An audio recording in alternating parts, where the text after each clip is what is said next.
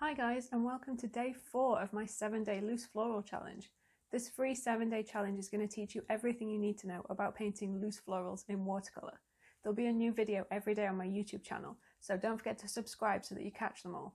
You can paint along with us every day, or you can go at your own pace. That's absolutely up to you. There's also a free Facebook group you can join with other people who are doing the challenge, so that you can all share your work and see how you're all getting on. Okay, so for day 4, we are going to be looking at painting chrysanthemums. These are really popular flowers for having in vases around the house, and they're also really common in bouquets. So if that's what you want to paint, they're a really good one to learn.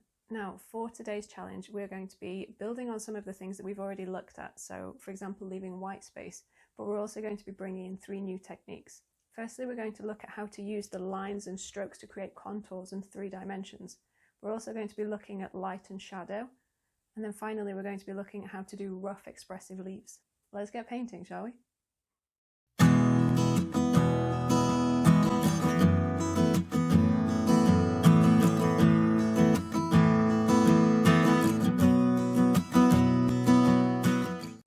Alright guys, let's start painting. So, quick supplies recap, as always: Stonehenge Aqua Coldpress by Legion paper, cotton block, Winsor Newton professional watercolour paints, and Princeton Heritage 40/50 round brushes. They're all in the description below as well. So today we're going to be looking at more complex shapes and using the brush strokes to create a 3-dimensional flower form. So for this we're going to be doing chrysanthemums. So I'm going to be using quite a small brush for this, just to get a bit of control over the strokes, and then we're going to do very loose expressive leaves. So for colours, I'm going to be using a yellow. We're going to be focusing on lemon yellow deep, and maybe a bit of cadmium yellow as well for something a bit more golden. So I'm going to load up with a kind of medium to dark value. And then what we're going to do is use curved lines to create the shape of a kind of long rounded sphere, oval sphere. I'm not sure what the correct term is for that one. So we're going to start with a curve going this way, and then a curve going that way, and then fill in the gap with another one there. And then we're going to do another curve either side. So we've got our main form. This is going to be the closed center of the chrysanthemum. What we're going to do over the top is a couple of little triangles and curves, just to show the top of the petals that are coming round at the bottom. So now we've got our curves that are going up and away, and then we've got the curves coming over the top as well. Next, we're going to use a lighter value and go up and around the sides to really accentuate that rounded form. Now this is going to be the darkest section here at the bottom, so I'm going to go back in with a slightly darker value and just let that bleed up. So this is going to indicate a shadow. And then we're going to do another light one around the outside just to complete that shape.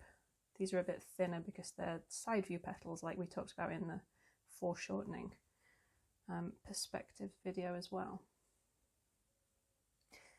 Okay, then we're going to go back with a darker value and do the tops of the petals that are at the back. So we're just going to see the very top bits kind of poking out here. So they're going to be kind of loop shapes.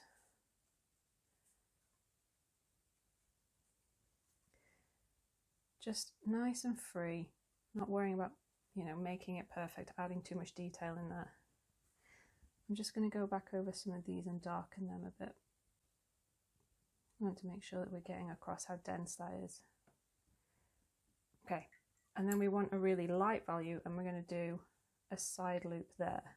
So we have a sort of stroke up and lift, and then down at the side. And it's kind of like an apostrophe shape. Next, we're going to paint the ones at the front. So these are going to come fairly straight down, like that. And then they're going to get wider as they go out.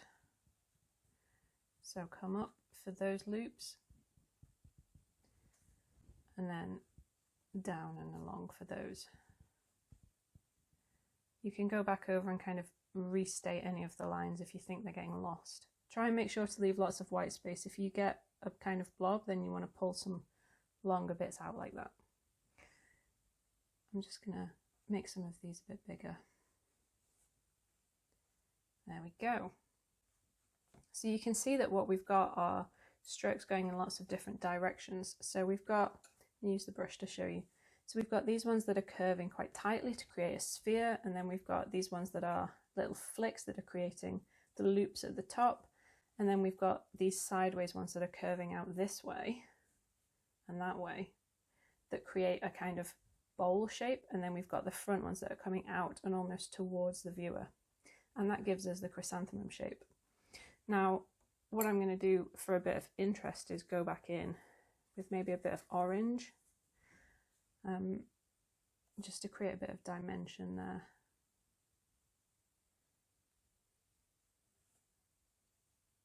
Because it's all very yellow. Make sure to keep the values the same, so we're going to add a lighter orange value there.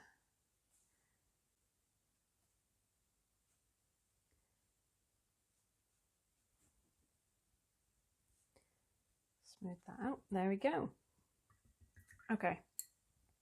These are really great flowers to practice. They can be, you know, quite loose, or they can have lots of petals. They can be quite small or really kind of big and vibrant. And you can try them in lots of different colours as well. It's just a really good practice for creating kind of three-dimensional strokes. I'm just going to round some of these out a bit. Right, I'm going to stop there. Loose florals don't work if you add too many details. And what we're going to add now is a stem and some leaves. So back to our favourite sap green. And we're going to add a nice stem.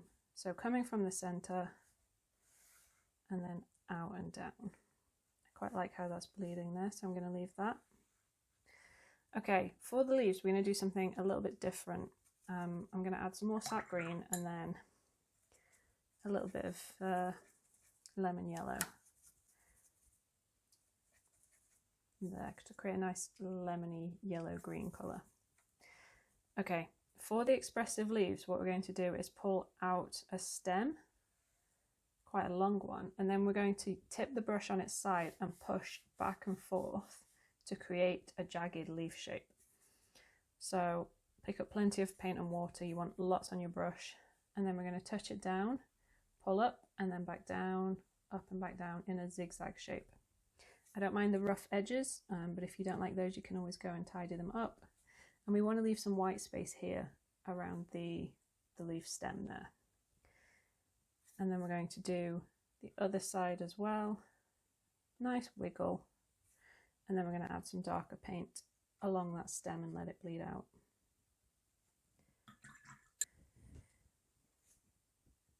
Alright, I'm going to do another one. So start from a lower down position and come up, and this time kind of tuck the top of them up. It helps to frame the flower with leaves that come up like that.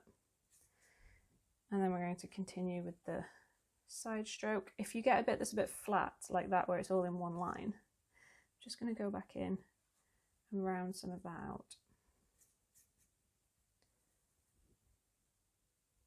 Do some wet on wet in there. And then come back and do the other side. Oh yeah, I like how that's looking.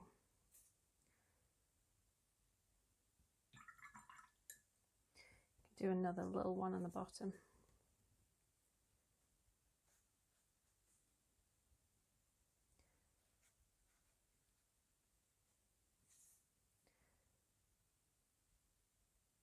There we go. We're just really holding the brush quite high up on the handle so that we can't control too much where the bristles go. And then just trusting our hands to know what to do without trying to control it. That's when it starts to feel a bit forced. Okay, I think that's the leaves done. Okay, so that's chrysanthemums done, and you can see how the contour lines really help make it look three-dimensional. So, to recap, what we've learned today is using lines to create dimension and shape We've looked at using light and shadow to create darker areas and lighter areas. And we've also learned a technique for scrubbing the brush back and forward in a zigzag to create rough leaves. Please don't forget to share your work in the Facebook group so that we can all see it. And come back tomorrow for day 5.